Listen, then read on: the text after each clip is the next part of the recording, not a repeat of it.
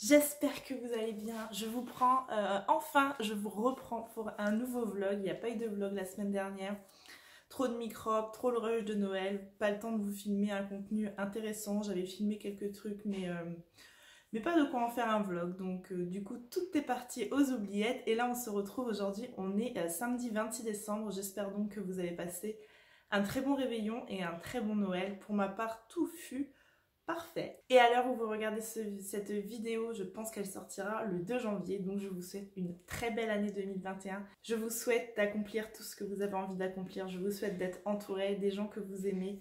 Et je vous souhaite la santé, bien évidemment. Et soyons optimistes, 2021 sera l'année où le Covid-19, la Covid-19 partira aux oubliettes et que nous reprendrons une vie tout à fait normale. La semaine dernière, je n'ai pas vlogué, mais je ne suis évidemment pas restée sans lecture et je vais vous parler tout de suite des 2 lectures que j'ai fait la semaine dernière. Le premier livre dont j'ai envie de vous parler, c'est La mère d'Eva de Silvia Ferreri. Vous m'excuserez, je parle toujours du nez, je n'en sors pas. La mère d'Eva, c'est l'histoire d'une jeune fille italienne de 18 ans qui, au moment où commence le roman, entre au bloc opératoire pour subir l'intervention qu'elle attend depuis toute une vie. Elle veut devenir un homme. Et en fait, ce roman-là, c'est un monologue, c'est la mère d'Eva qui nous raconte. Et en fait, la mère d'Eva, elle nous raconte son effroi, son impuissance au moment où sa fille rentre au bloc opératoire, qui va détruire sa fille, qui va détruire tout ce qu'elle a construit en tant que maman. Et la mère d'Eva fait également beaucoup de flashbacks, nous amenant aux premiers détails, aux premiers gestes qui doivent mettre la puce à l'oreille sur la dysphorie de genre dont souffre sa fille. Elle nous raconte le regard des autres, elle nous raconte ce qu'a pu faire sa fille qui l'a parfois mise dans l'embarras et qui l'a même parfois... ou parfois elle a même eu honte de sa fille. Ce roman, il est d'une sensibilité incroyable. Tu souffres énormément avec la mère d'Eva, tu vis son désarroi.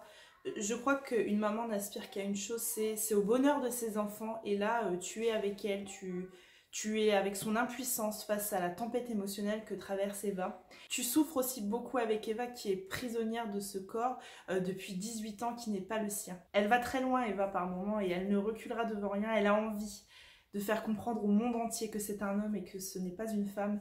Je pense à certains moments, à certains passages où par exemple Eva commence à vouloir faire pipi debout comme un garçon et que malheureusement certaines personnes vont se rendre compte de ça et tu vois le calvaire de la maman qui insiste à ça, impuissant, et tu vois le calvaire d'Eva qui a envie de faire debout comme un homme parce qu'elle se sent homme. Il y a des passages crus dans ce livre, mais sans vulgarité, tu sens la souffrance, les passages sont difficiles. Ils sont vraiment à la hauteur, je pense, de ce que ressent Eva. C'est merveilleusement bien écrit, ça prend aux tripes dès les premières pages. À ma connaissance, ce livre est pure fiction pour l'autrice et pourtant, je trouve qu'elle a réussi à capter l'essence, à capter la cruauté du regard des autres, à capter la souffrance d'une mère qui voit sa fille devenir une autre et d'une fille qui n'est pas du tout dans le corps qu'elle devrait être. Il y a un passage dans le livre qui m'a particulièrement marquée. En fait, la mère d'Eva est à un dîner, chose qu'elle fait très rarement parce que la mère d'Eva, c'est quelqu'un d'assez solitaire, c'est une femme un peu bohème, un peu artiste et exceptionnellement, elle se rend à un dîner avec son mari. Et à ce dîner, il y a une autre mère de famille qui a une fille vraisemblablement de l'âge d'Eva et qui commence à raconter... c'est une très longue tirade de 100 points avec une mère qui déblatère les petits soucis de sa fille, les soucis de talons, les soucis de robe, etc. Et puis, elle est déjà si grande et si développée dans un groupe de toutes jeunes filles, il est difficile de lui trouver un rôle adapté. Regardez, elle est plus grande que moi et sans talons, bien sûr. Et moi, j'ai des talons, ce n'est pas juste. Et elle rit. Elle a continué à rire même lorsqu'elle m'a demandé « Vous aussi, vous avez une fille du même âge, n'est-ce pas ?» « Oui, 16 ans, répondis-je. Elle est à la maison, certainement sur Internet, en train de chercher le modèle de fausse bite qu'elle se fera transplanter à 18 ans. Elle ne riait plus. Sa fille baissa les yeux, son mari nous regarda avec des yeux brûlants. Elle était la seule à ne pas savoir. C'est un livre que j'ai vu très peu passer sur Instagram et pourtant, il mérite vraiment d'être lu, il mérite de passer et repasser sur Instagram. C'est un livre avec une sensibilité incroyable. Il a vraiment touché une corde sensible chez moi. Je vous recommande très sincèrement de lire ce livre qui est paru aux éditions Hervé Chopin. C'est une traduction, hein, c'est un livre d'une autrice italienne. La traduction est merveilleuse. La Mère d'Eva, c'est un très gros coup de cœur qui va marquer, qui va beaucoup me marquer, qui va marquer la fin de mes lectures 2020. Je m'en souviendrai longtemps. Et dans un tout autre registre, la semaine dernière, j'ai également lu Noël et Préjugés. Ça, c'est de la team Romcom qui paraît chez Charleston tous les ans. Noël et Préjugés, je dirais que c'est celui de l'année dernière. Oui, c'est sorti en 2019 et en fait c'est un recueil de 6 nouvelles par 6 autrices différentes et il a pour fil conducteur le livre Orgueil et Préjugés de Jane Austen. Alors il y a des nouvelles qui me marqueront peut-être un peu plus que d'autres, je pense notamment à la nouvelle de Marie Vareille que j'ai beaucoup aimée ou à la nouvelle d'Adèle Bréau. Mais je pense que le format nouvelle, c'est pas un format qui est pour moi parce que j'ai l'impression... Alors, certaines nouvelles avaient le format nouvelle qui lui allait très bien et d'autres, ça aurait pu être des romans et du coup tu es frustré parce que tout s'enchaîne beaucoup trop vite parce qu'il faut que ça tienne sur très peu de pages. Et du coup, voilà, ça me frustre un petit peu. Voilà, c'est un livre que j'avais trouvé à 50 centimes dans une foire aux livres. Je n'achèterai clairement pas le livre au prix... bon, il est pas cher du tout, hein, il est à 6,90 € pour un format poche. Mais c'est pas un livre que j'achèterai plein pot. Si l'année prochaine j'arrive à me trouver Noël Actually d'occasion, je me l'achèterai parce que j'ai passé un bon moment, mais c'est pas un livre que je paierai plein pot. Je crois que le format nouvelle me frustre plutôt qu'autre chose. Et cette semaine j'ai commencé un autre livre, alors j'ai très peu lu sur les 3-4 derniers jours avec Noël, etc. On commence une lecture commune avec Estelle du compte Petite Lectrice et Chloé du compte Lire Encore et on commence La Villa aux étoffes de Anne Jacobs. Pour le moment, j'ai lu 150 pages, j'aime beaucoup, ça me fait un petit peu penser à Jane Austen justement. Et puis le fait qu'on soit sur un narrateur omniscient, j'aime beaucoup ce style de roman.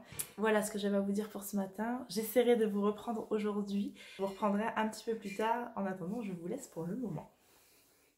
Heureux, il est presque 15h30 et je viens de bouquiner pendant un petit peu plus d'1 heure.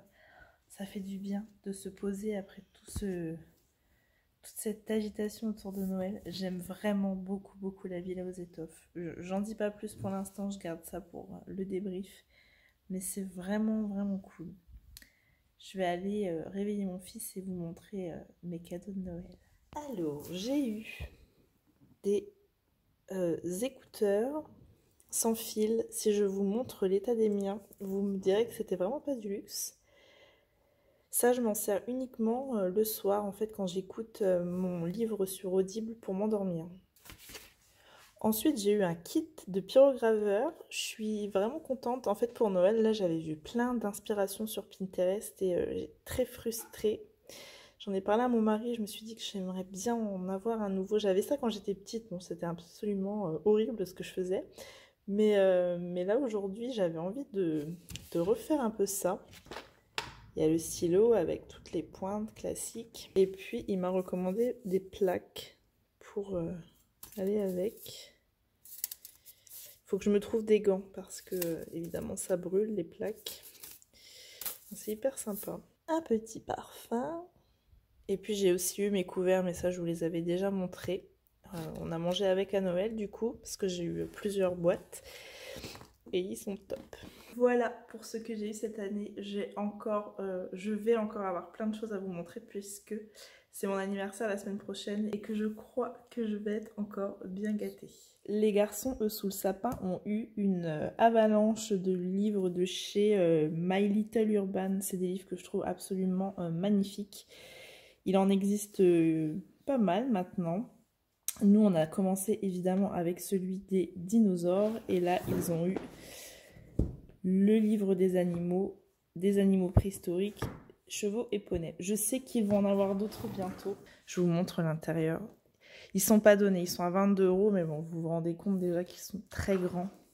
Et alors à l'intérieur, ils sont absolument magnifiques. Hello, aujourd'hui on est dimanche et je démarre ma journée tranquillement pendant que tout le monde dort encore. C'est souvent mon petit rituel le matin, c'est de regarder une petite vidéo YouTube. Et aujourd'hui, ça sera le vlog d'Estelle du compte Petite Lectrice dont j'adore le contenu. Et puis cet après-midi, je vais préparer un petit goûter. On a des amis qui viennent avec leurs enfants pour un petit goûter de Noël.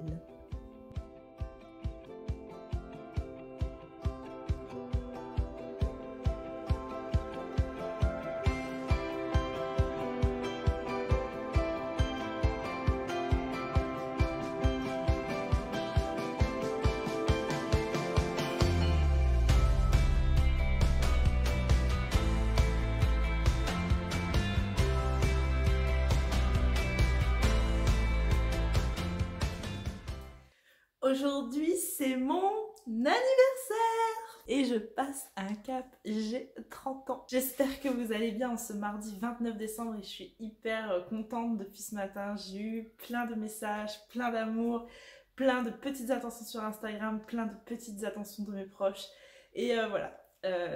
J'aurais aimé faire la grande fête pour mes 30 ans, j'aurais aimé être entourée de tout ce que j'aime, mais Covid en a décidé autrement. Mais tant pis, je passe vraiment une excellente journée et en partie aussi grâce à tous ces gentils messages que j'ai reçus sur Instagram. Merci beaucoup. J'ai déjà eu la chance d'avoir quelques petits cadeaux et je voulais partager ça avec vous. Tout d'abord, il y a ma meilleure amie qui est passée hier me voir et qui m'a offert mes cadeaux. Je ne les ai ouverts que ce matin, j'ai respecté. Et elle m'a offert un magnifique album photo avec des photos souvenirs de nous. Ça fait très longtemps qu'on est amis, on a une quinzaine d'années d'amitié au compteur et elle m'en voudra pas si j'en partage quelques-unes. Voilà, en grande hypersensible que je suis et j'ai beaucoup pleuré. Tu vois, ça c'est à mon mariage et je pleure déjà parce qu'en fait je pleure tout le temps. On a une passion commune avec ma meilleure amie. On a une association de danse, j'en parle jamais sur les réseaux sociaux, mais voilà. Je suis hyper fière d'avoir ça avec elle, je suis hyper fière que ce soit ma meilleure amie. C'est une femme exceptionnelle, si tu passes par là mon dindon, je t'aime. Et elle m'a également offert mon Bambi de Benjamin Lacombe, je l'attendais avec impatience, je vous ferai quelques petites photos sur l'album, mais il y a un travail de découpe absolument incroyable. C'est le dernier album qu'a sorti Benjamin Lacombe et je l'attendais avec tellement d'impatience, il est magnifique.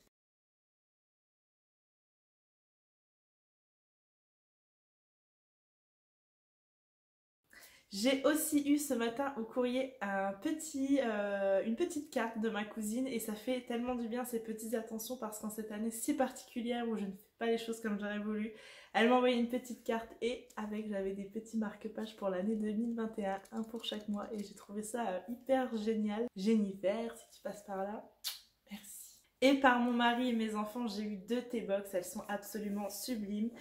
J'ai eu celle de Jules Verne, je vais vous montrer les contenus. Et puis j'ai eu également celle-ci qui se présente plutôt comme une mallette et le Jules Verne plutôt comme un livre, je vais vous les montrer. Voilà, ça c'est la T-Box de Jules Verne qui a un petit fascicule avec. Et il y avait tout plein de choses, un petit sirop à la vanille, une petite confiture, ça je dirais que c'est un petit gâteau ici. Et puis évidemment tout un tas de thés qui m'ont l'air tous plus bons les uns que les autres. Et la seconde, là il me semble que c'est plutôt la T-Box de Noël ou quelque chose comme ça, parce qu'il y a beaucoup de thé de Noël. Donc il y a le Daman, le célèbre Daman avec plein de thé.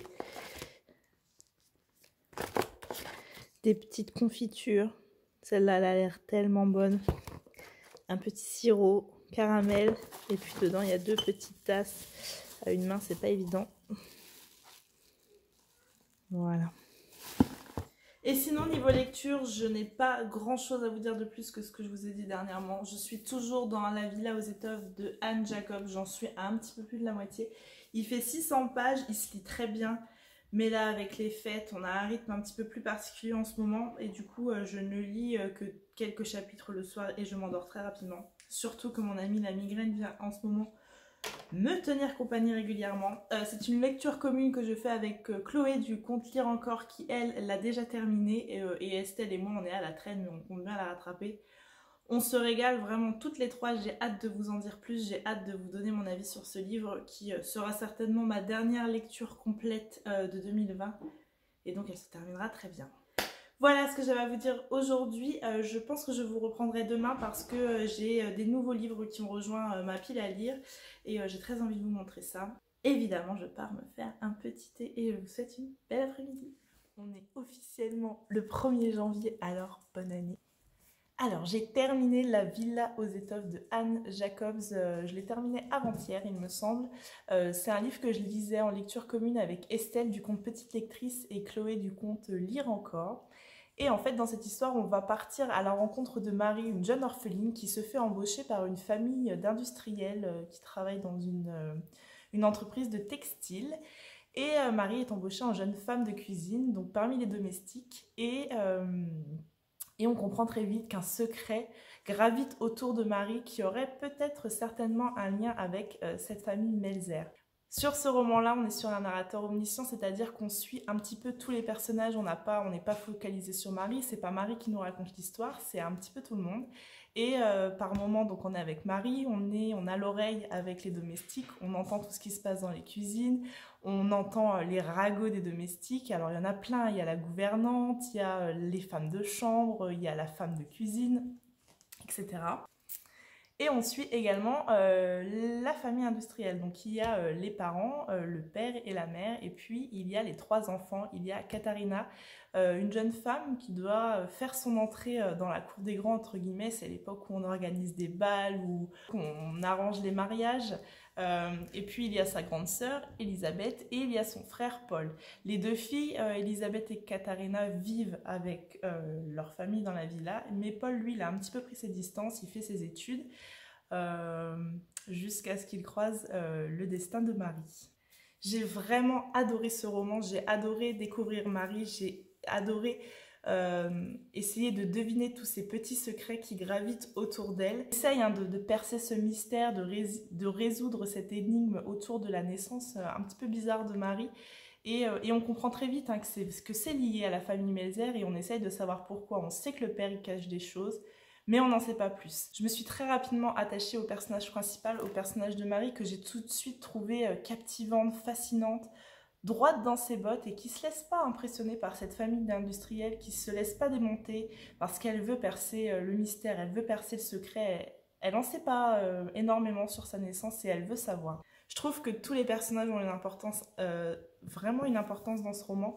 C'est un gros roman de 600 pages et je ne me suis pas ennuyée une seule seconde. J'avais lu pas mal de critiques sur internet comme quoi il était long à démarrer, qu'il y avait des longueurs. Moi, j'ai pas trouvé du tout. J'ai trouvé qu'il y a beaucoup de rebondissements et tu tournes les pages parfois avec frustration parce que tu as envie d'en savoir plus. Ce roman historique qui se passe au début du XXe siècle, c'est un réel coup de cœur pour moi et je crois que ça a été un réel coup de cœur pour Chloé et pour Estelle. On a terminé en se disant oh, mais qu'est-ce que c'était bien. C'est vraiment plein de rebondissements, plein de détails. Ça c'est le tome 1, La Villa aux étoffes. Il y a le 2e tome qui vient de sortir et le 3e tome qui va sortir début 2021, je ne sais plus quand exactement. Voilà, maintenant j'ai plus qu'une hâte, c'est de me procurer le tome 2. On le lira également en lecture commune avec Estelle et Chloé, tant on a aimé ce premier volet de la saga. Vraiment, je me répète, mais je vous le conseille vivement. Sinon, j'ai d'autres choses à vous dire. J'ai fait des réceptions cette semaine, je vais vous montrer ce que j'ai reçu. Alors, la première chose que j'ai reçue, c'est une commande que j'ai faite sur Vinted. Je collectionne les romans d'Agatha Christie et il y en a un que je cherche particulièrement depuis un bout de temps et qui était à chaque fois introuvable dans ma version. Je me suis trouvé Mr. Brown d'Agatha Christie. Ça, c'est son 2e ou 3e roman. 2e, je crois. Et je l'ai enfin trouvé. Je le cherchais particulièrement celui-ci parce que j'ai la bande dessinée qui se réfère à ce roman d'Agatha Christie. Ensuite, j'ai reçu Ensemble, on aboie au silence de Gringe. Ça, c'est un livre que j'ai gagné sur le compte de It's My Book Life, je crois, le compte de Mélanie sur Instagram. Si vous ne la suivez pas encore, je vous conseille de la suivre parce que je crois que c'est celle qui lit le plus vite, qui lit plus vite que son ombre sur Instagram et que je trouve ses avis toujours très sincères et très francs. Ce roman, c'est une déclaration d'amour de Gringe pour son frère, je crois. Son frère a été diagnostiqué, schizophrène et en fait Gringe nous amène dans ce monde particulier et je crois que ce roman va être absolument magnifique et émouvant. Ensuite, j'ai reçu la version L'épreuve non corrigée de Affamé de Raven Leilani. Ça paraîtra le 21 janvier, je crois, chez Cherche Midi.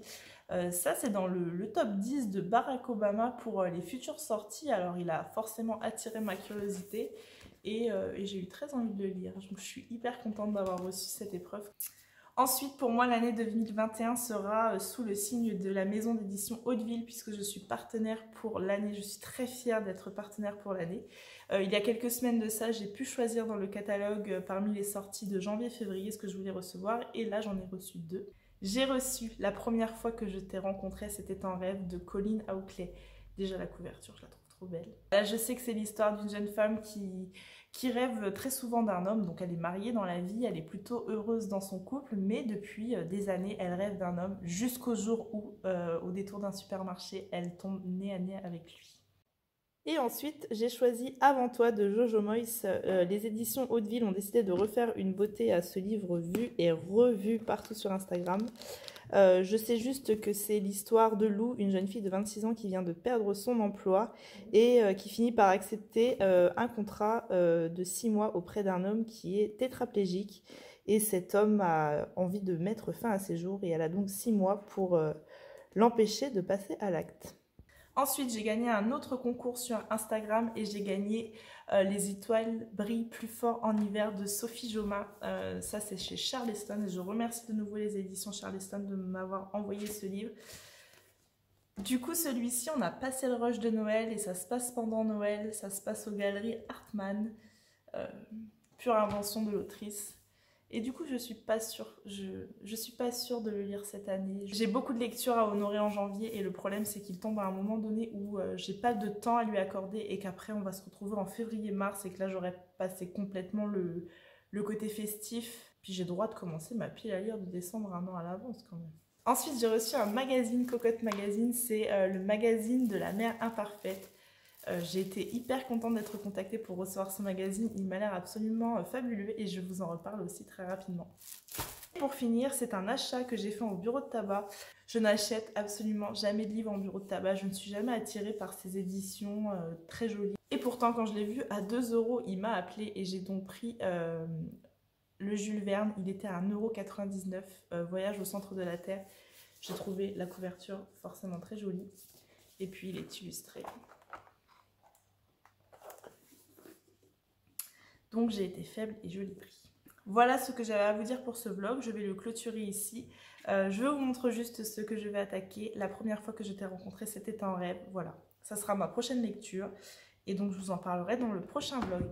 J'espère que ce vlog vous a plu et je vous remercie d'être toujours autant à m'encourager pour ces vidéos YouTube et à être aussi nombreux sur Instagram et aussi présents. N'oubliez pas de mettre un pouce, de commenter si vous le souhaitez et de vous abonner si ce n'est toujours pas fait. Et moi, je vous reprendrai très bientôt dans un nouveau vlog et je vous souhaite une belle fin de journée.